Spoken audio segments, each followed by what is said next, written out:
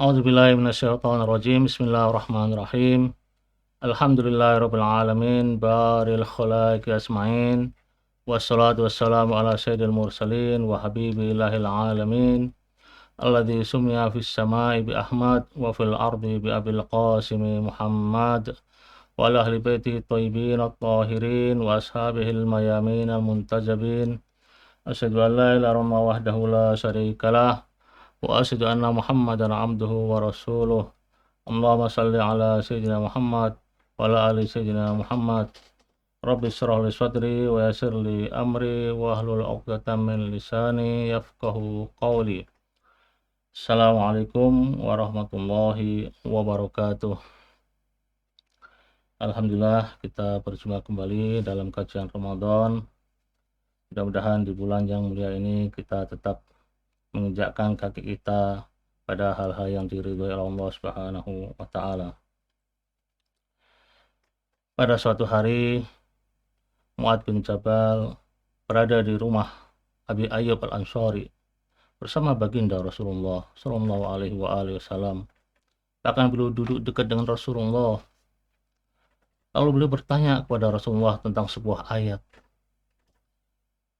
Mu'adz berkata, "Ya Rasulullah, ara'aita qaulallahi ta'ala, yawma yunfahu fis suri fata'tuna afwaja."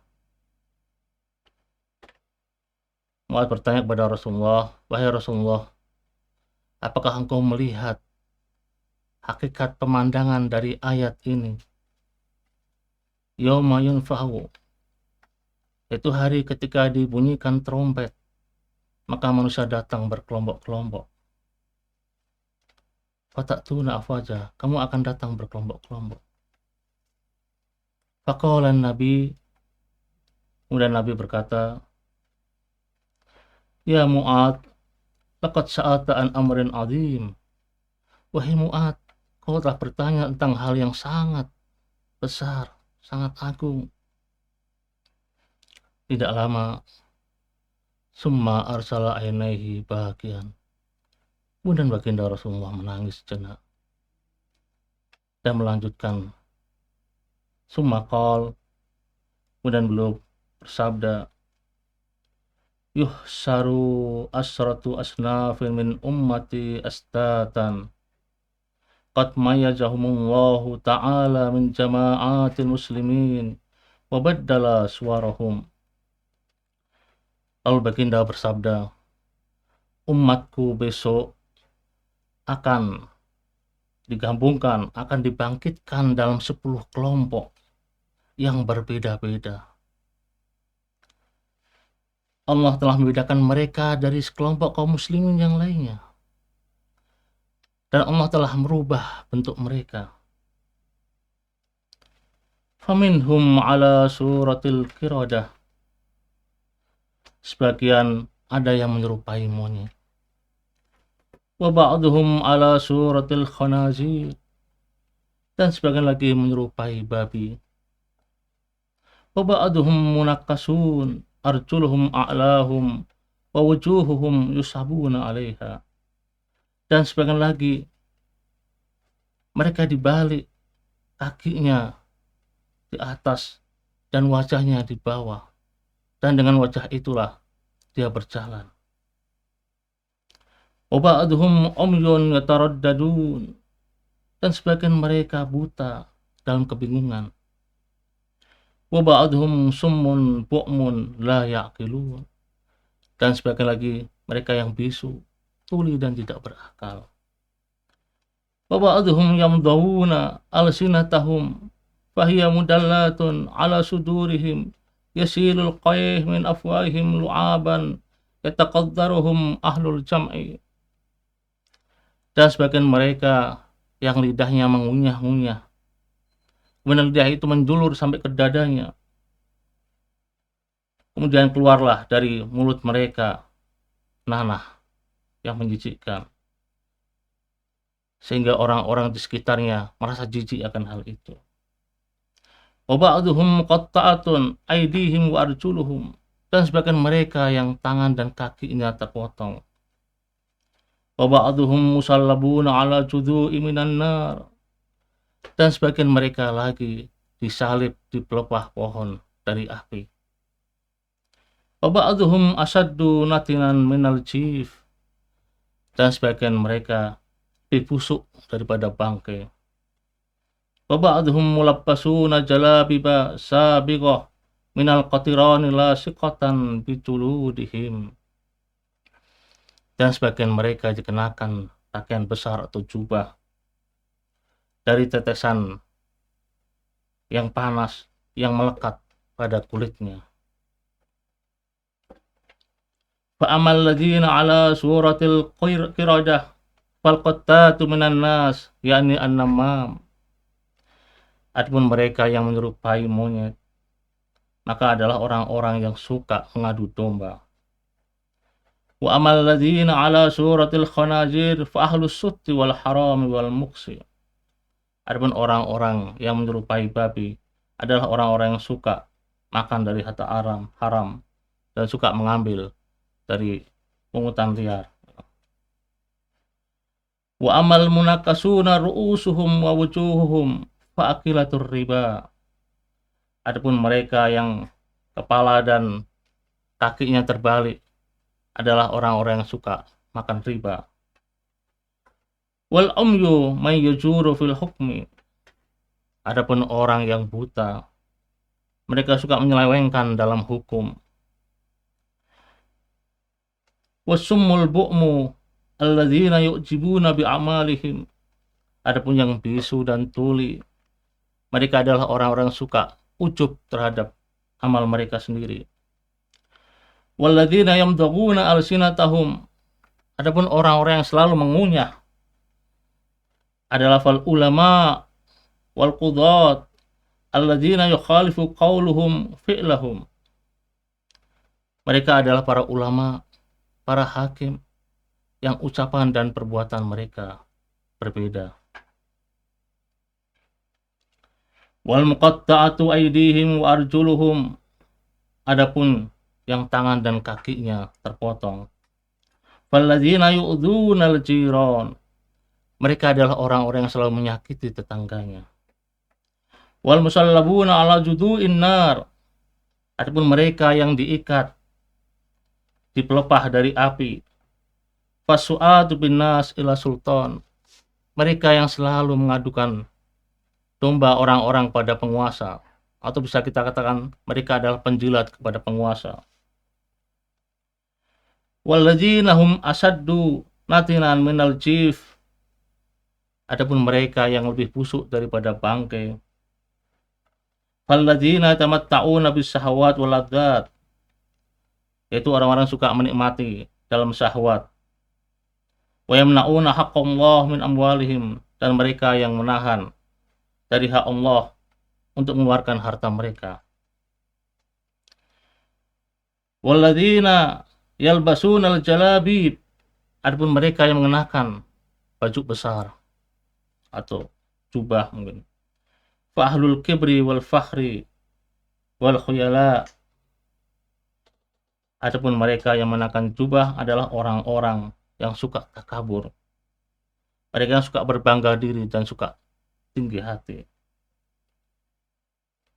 Riwayat ini bisa dilihat dalam kitab Tafsir Majma'ul Bayan pada surat An-Naba ayat 18, ataupun dalam surat Tafsir Al-Qurtubi dan juga Tafsir Ad-Durrul Mansur di Suyuti. Pemirsa rahimakumullah, hadis ini mengisahkan tentang perjalanan atau roh manusia, hakikat manusia, wujud manusia yang sebenarnya nanti di akhirat. Kita ini datang dari Allah Subhanahu wa Ta'ala dalam bentuk manusia. Kita diciptakan dalam bentuk manusia yang sempurna. Kemudian ketika kita kembali kepada Allah Subhanahu wa Ta'ala, apakah nanti kita kembalinya dalam bentuk manusia atau tidak? Di sini akan kita kaji, di sini akan kita pelajari. Bahwasanya kita ketika datang dalam bentuk manusia, maka kembali kepada Allah belum tentu dalam bentuk manusia. Allah berfirman, Bismillahirrahmanirrahim, laqad khalaqnal insana fi ahsani taqwim, summa radadnahu asfala safilin. Laqad khalaqnal insan, kami telah ciptakan manusia, fi ahsani taqwim, dalam bentuk yang sempurna, bentuk yang luar biasa. Sempurna artinya sudah dibekali dengan akal. Bahkan ketika lahirnya pun yuladu alal fitrah, dalam keadaan fitrah tauhid ketika dilahirkan. Sempurna manusia itu. Tetapi lanjutan dari ayat ini, summa radadnahu asfala safilin. Lalu kami jatuhkan, lalu kami hinakan mereka sehina-hinanya. Setelah Allah memuji manusia dengan ciptaan yang luar biasa, tiba-tiba Allah langsung menjatuhkan, menghinakan manusia sehina-hinanya. Kenapa demikian? Karena pada yang pertama, fi ahsani taqwim, dalam bentuk manusia yang sempurna. Kita datang dalam bentuk manusia yang sempurna. Tapi ketika kita kembali kepada Allah, apakah kita dalam bentuk yang sempurna manusia kita, hakikat manusia kita masih ada? Nah, di sini sudah hilang. Sehingga manusia dihinakan sehina-hinanya. Karena bentuknya sudah bukan lagi manusia. Pemirsa rahimakumullah, kitalah yang merubah ahsanat takwim menjadi asfala safilin. Kita yang merubah manusia yang sempurna menjadi manusia yang hina, bahkan lebih hina daripada binatang. Sebagaimana dalam ibarat Al-Quran, inhum illa kal an'am balhum adallu sabila. Mereka tidak lain hanyalah binatang, ternak, bahkan mereka lebih sesat daripadanya, lebih hina dari binatang. Kalau binatang itu tanpa dibekali oleh Allah dengan akal, sehingga wajar kalau tidak bisa sesuatu, tidak mengetahui, tidak belajar. Tapi kalau manusia dibekali oleh Allah dengan akal, sehingga dengan akal itu bisa memilih mana yang benar, mana yang salah, lalu tidak dimanfaatkan akal itu, maka layak bagi mereka dihinakan dalam bentuk binatang. Imam Ghazali beliau mengatakan bahwa mata itu ada dua. Mata secara fisik yang kita sebut dengan basar, dan mata secara non fisik atau rohani yang kita sebut dengan basirah. Dengan mata fisik kita bisa melihat sesuatu yang nyata, yang lahiriah. Tapi dengan mata hati, dengan hati kita, dengan rohaniah kita, kita bisa melihat sesuatu yang lebih dalam, yang non materi. Wujud kita yang sebenarnya ini adalah manusia. Kemudian kita bisa berubah menjadi binatang ataupun yang lain. Kenapa seperti ini? Apa yang membuat kita ini berubah? Atau penyebab perubahan pada diri kita ini apa? Pada hakikat kita apa? Yang sebelumnya manusia kemudian menjadi binatang. Menjadi penyebab tidak lain adalah amal kita. Amal perbuatan kita. Amal kitalah yang membentuk diri kita ini menjadi manusia atau menjadi binatang. Kalau amal kita baik, maka bentuk kita akan baik seperti sedia kala, yaitu sebagai manusia. Tapi kalau amal kita buruk, maka itu akan merubah bentuk kita yang tadinya manusia jadi bentuk yang buruk, yaitu binatang. Perubahan ini, perubahan amal, atau ketika amal ini menjelma pada diri kita dalam bentuk yang berbeda-beda, maka ini kita sebut sebagai penjelmaan amal, atau dalam istilah tasawuf disebut dengan tajassumul a'mal. Amal kita menjelma pada diri kita sebagai bentuk manusia ataukah sebagai bentuk binatang. Ini amal kita.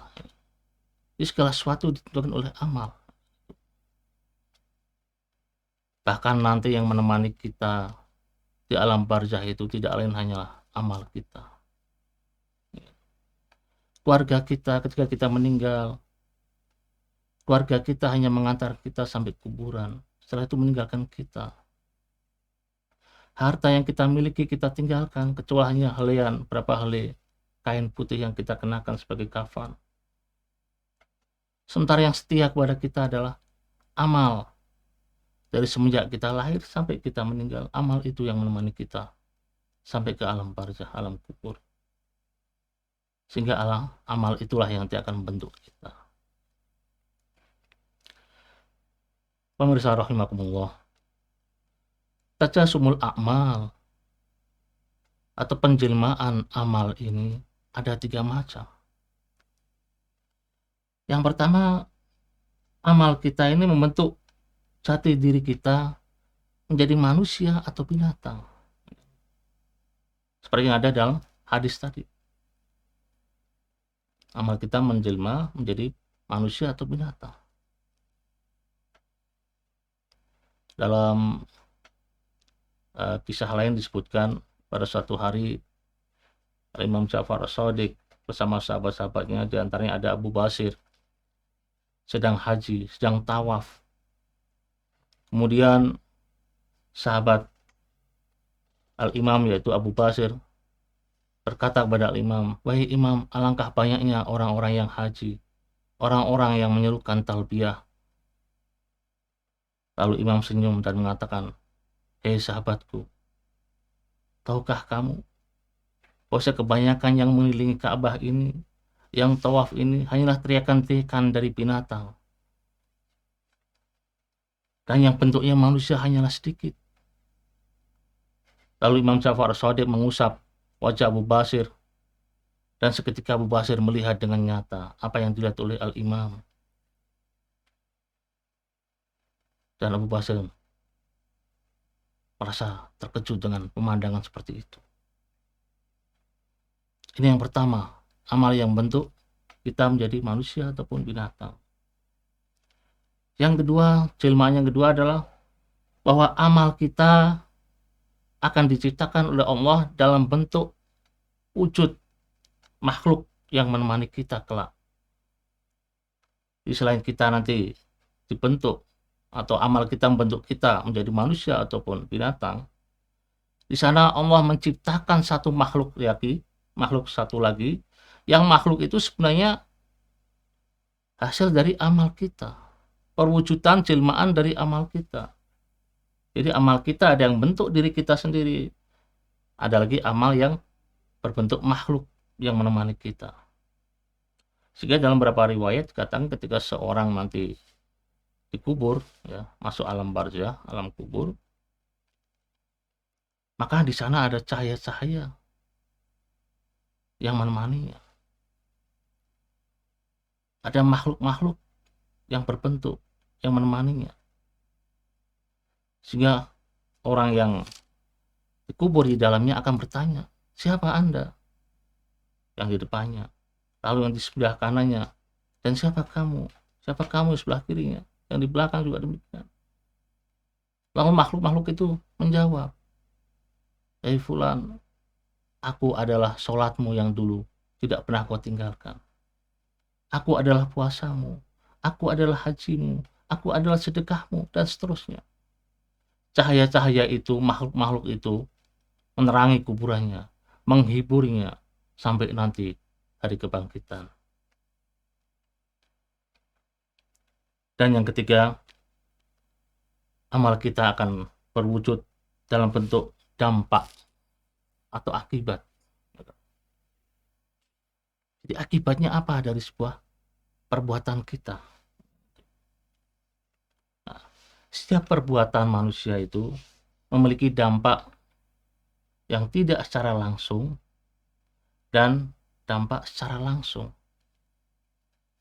Apa contohnya dampak yang secara tidak langsung? Makanya kita berikan contoh, orang ketika minum obat, maka dia tidak langsung sembuh, tapi proses dulu, bertahap dulu. Dampak dari obat itu bertahap. Mungkin sembuhnya setelah berapa menit atau berapa jam baru dia sembuh. Ini dampak dari akibat yang secara tidak langsung. Ada perbuatan yang memiliki dampak secara langsung. Seperti apa? Seperti ketika kita memotong jari kita, maka darah itu keluar secara langsung, tanpa ada proses dulu, tanpa ada waktu. Ketika kita mengiris, langsung darah itu keluar. Ini dampak secara langsung. Nah, amal perbuatan kita sehari-hari ini masuk dalam kategori yang kedua. Bahasanya memiliki dampak secara langsung, tidak tertunda. Ketika kita berbuat baik ataupun buruk, maka dampaknya langsung. Umpamanya dalam Al-Quran digambarkan dalam surat An-Nisa ayat 10, Bismillahirrahmanirrahim. Innal ladzina ya'kuluna amwalal yatama dzulman innama ya'kuluna fi butunihim naro. Sungguhnya orang-orang yang makan harta anak yatim secara zalim, sungguhnya yang mereka makan dalam perutnya adalah api.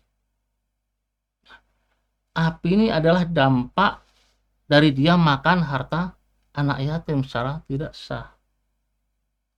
Nah, api ini bagaimana? Apakah ini sekedar contoh saja atau bagaimana? Kita katakan bahwa itu hakikat, itu kebenaran, itu dampak yang sebenarnya dari perbuatan kita. Emang kita ini tidak bisa melihat hal semacam itu. Orang mengambil harta anak yatim kemudian makan, dan di perutnya ada api. Orang yang makannya pun juga tidak merasakan panas seperti adanya api, tidak. Tetapi tidak secara langsung itu akan menjadi api kelak di hari kiamat. Akan menjadi benih-benih api, benih-benih neraka. Kita lihat lagi dalam ayat yang lain. Dalam surat Al-Hujurat mengenai al-ghibah. Ayat 12 Allah berfirman, "Wala yaktab ba'dukum ba'dha ayyuhibbu ahadukum ayyakula lahma akhihi maitan fakarihtumu." Wala yaktab ba'dukum ba'dha. Janganlah di antara kalian saling ghibah. Saling membicarakan aib orang lain. Ayyuhibbu ahadukum. Apakah di antara kalian menginginkan untuk makan daging saudaranya sendiri? Fakarihtumu. Kalian pasti akan jijik. Orang yang ghibah, membicarakan aib orang lain, itu sama seperti dia makan daging saudara itu sendiri. Pasti menjijikkan. Kita makan daging mentah itu seperti apa? Jijik, tidak enak. Dan ini hakikat. Bukan berarti orang ketika membicarakan sesuatu di mulutnya ada daging betulan, tidak. Tapi bagi mereka wali-wali Allah, mereka melihat dalam mulutnya itu ada kunyahan daging saudaranya sendiri, potongan daging, sehingga menjijikkan. Sekali lagi, itu yang bisa melihat hanya orang-orang khusus saja. Seperti tadi kisah tentang Imam Ja'far dengan sahabatnya Abu Basir, yang mereka yang bisa melihat gerakan-gerakan dari binatang. Itu juga demikian akibat dampak dari setiap perbuatan. Baik dampaknya itu berkaitan dengan batiniah seperti tadi itu, ataupun bersifat lahiriah. Nah, kalau dia melakukan kejahatan, mungkin dampaknya keluarganya akan hancur, atau dia akan dimusuhi oleh orang lain. Ini dampak lahiriah. Secara dampak batinnya seperti tadi itu, ya seperti mengunyah daging saudaranya ketika dia ghibah, ya kan itu. Al-Quran telah beritahukan kepada kita, ya kan, tentang bahwasanya, ya kan, hasil amalan-amalan kita ini, ya kan, kalau itu baik, ya kan, maka akan menjadi benih-benih surgawi. Kita berbuat baik berarti kita telah menanam benih-benih surgawi dalam diri kita. Ya. Dan kalau ya kan, kita melakukan keburukan, berarti kita telah menempatkan atau telah menyebarkan percikan-percikan api neraka dalam tubuh kita, dalam diri kita, ya kan itu. Sehingga kita diperintah oleh Allah Subhanahu wa taala untuk menjaga diri kita, bahwa jangan sampai kita ini masuk ke dalam neraka. Dan diri kita pun ketika masuk ke dalam neraka, diri kita sudah menjadi neraka sebelumnya. Karena kita sudah melakukan begitu banyak keburukan-keburukan. Sehingga percikan-percikan neraka itu ada dalam diri kita.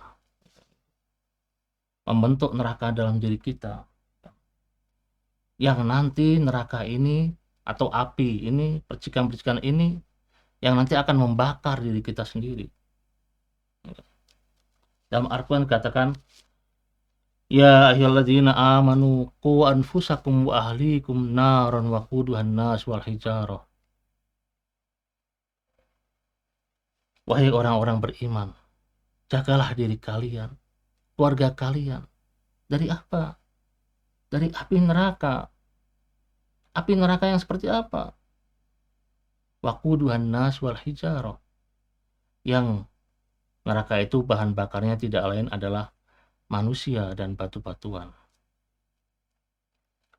Sehingga setiap seseorang berbuat keburukan, maka percikan-percikan api dalam dirinya membentuk sebuah api yang besar yang nanti akan membakar dirinya. Dan diri manusia itulah yang nanti akan menjadi bahan bakar di neraka. Selain di sana juga ada batu-batuan sebagai bara apinya. Kita lihat umpamanya, ya kan, ada sebuah kisah, ya kan, ya ini kisah-kisah sufi, ya kan, kisah-kisah sufi. Bahwasanya sebenarnya neraka itu tidak ada api, ya kan, itu. Dalam neraka itu hanya ada batu-batuan saja, sehingga tidak ada api. Nah, kita kadang berdoa supaya kita tidak dimasukkan ke api neraka, ya kan itu. Bahasanya pakai api neraka, padahal api tidak ada. Api itu datangnya dari kita sendiri ketika kita masuk neraka, naudzubillah, ya kan itu. Nah, dikisahkan, ya kan itu, kisah-kisah sufi, ya kan, mungkin kisah untuk memberikan hikmah saja, ya, pelajaran buat kita. Pernah suatu hari Buhlul atau Bahlul, kadang orang manggil dengan Bahlul atau Buhlul, ya kan. Dia berjumpa dengan Khalifah Harun ar-Rasyid. Kemudian Khalifah bertanya kepada Buhlul, "Hei Buhlul, kau mau kemana?"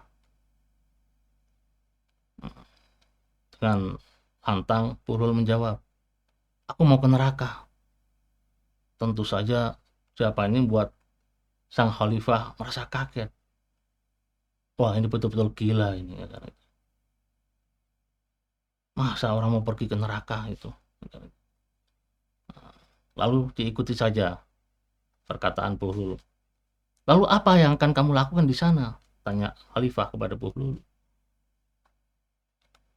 "Aku akan mengambil api di sana. Aku mau masak, tidak punya api.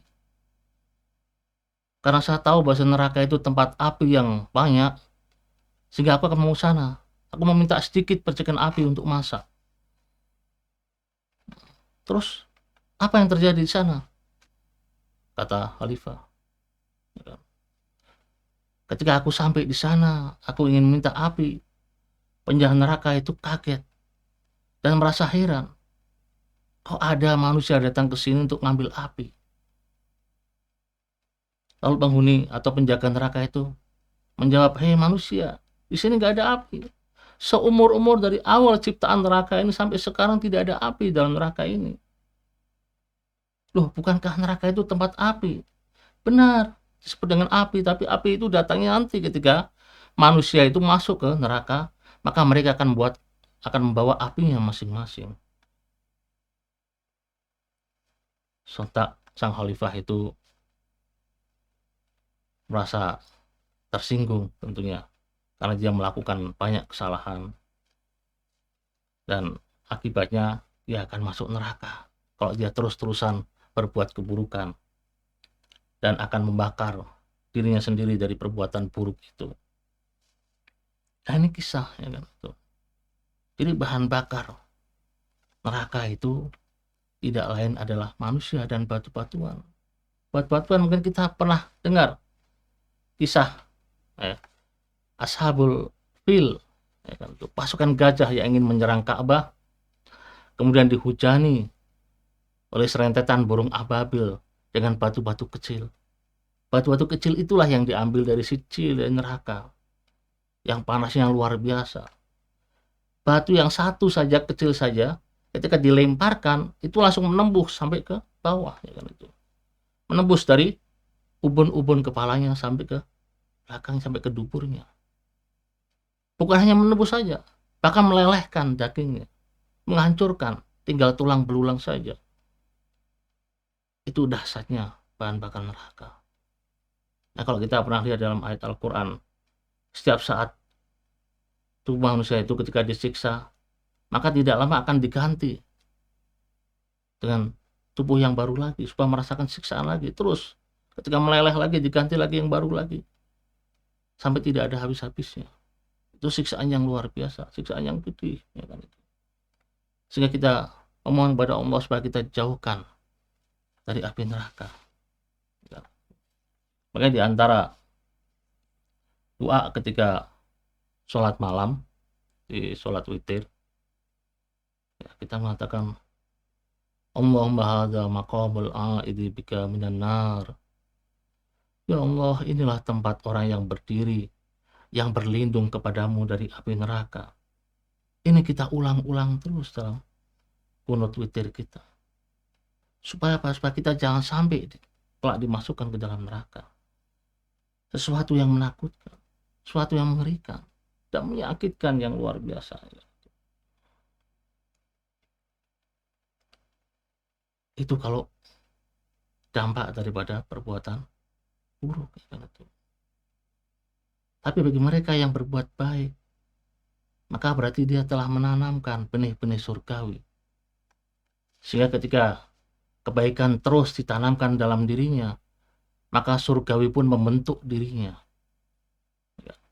Dan ketika dimasukkan ke dalam surga, ya dia tidak merasakan surga yang sebenarnya, karena dirinya sudah menjadi surga. Bahkan dia tidak mengharapkan surga. Orang-orang mukmin yang sejati, dia tidak mengharapkan surga. Padahal surga sudah disediakan oleh Allah dengan berbagai macam kenikmatan yang luar biasa. Tapi bagi mereka tidak mengharapkan. Nah, kita lihat kan, dalam sebuah ayat katakan wa'adallahu al-mu'minina wal mu'minat jannatin tajri min tahtihal anharu khalidina fiha wa masakin thayyibatan fi jannatin adn wa ridwanun minallahi akbar. Dzalika huwal fawzul 'adzim. Allah menjanjikan kepada orang-orang mukmin, baik laki ataupun perempuan, dengan surga yang mengalir di bawahnya sungai-sungai. Khalidina fiha, dan mereka akan kekal di dalamnya. Di dalam surga, dan mendapat tempat-tempat yang bagus. Masakin thayyibah, masakin tempat, rumah thayyibah yang bagus, yang indah, fi jannatin adn, di surga Aden. Tetapi apa? Waridwanullahi waridwanu minallahi akbar. Tetapi keridhaan Allah itu jauh lebih besar dari kenikmatan surga yang sudah disediakan oleh Allah untuk orang-orang mukmin dan mukminat. Dan dikatakan dzalika huwal fawzul 'adzim. Dan itulah keberuntungan yang besar. Bagi mereka orang-orang mukmin, kan itu. Selain mereka mendapatkan kenikmatan surgawi yang sudah disiapkan oleh Allah, mereka mengharapkan jauh lebih dari itu semuanya, yaitu apa? Waridwanu minallah. Sehingga kita lihat dalam ucapan Sayyidina Ali, namanya, kan, orang-orang yang tidak mengharapkan surga, kan, itu. Karena dirinya sudah menjadi surga, yang diharapkan hanyalah Allah. Imam Ali mengatakan, ya ilahi, ma abattuka khaufan min narik, wala tama'an li janatik walakin abattuka li'annaka ahlun lidzalik. Imam Ali mengatakan, wahai Tuhanku, ya ilahi, aku menyembahmu bukan karena aku takut akan nerakamu, dan bukan pula karena rakus akan surgamu, tapi aku menyembahmu karena memang engkau layak untuk disembah. Al-ubudiyah adalah sifat dan karakter yang tinggi, yang mulia. Jadi hamba Allah adalah sesuatu yang mulia. Dan ketika menjadi hamba Allah, yang diharapkan apa? Ya keridhaan Allah itu sendiri. Makanya katakan waridwanu minallahi akbar. Dan keridhaan dari Allah itu adalah lebih besar dari semua kenikmatan surga yang ada. Tidak mengharapkan apa-apa. Oleh sebab itu, baginda Rasulullah sebelum menjadi seorang Rasul, menjadi seorang hamba. Karena ingin mengharapkan apa? Mengharapkan keridhaan dari Allah. Maka kita dalam tasawuf kita katakan wa asyhadu anna Muhammadan abduhu wa rasuluh. Dan aku bersaksi bahwa saya Muhammad SAW adalah seorang hamba dan seorang utusan. Abduhu, hambanya, dan utusannya. Jadi hamba dulu.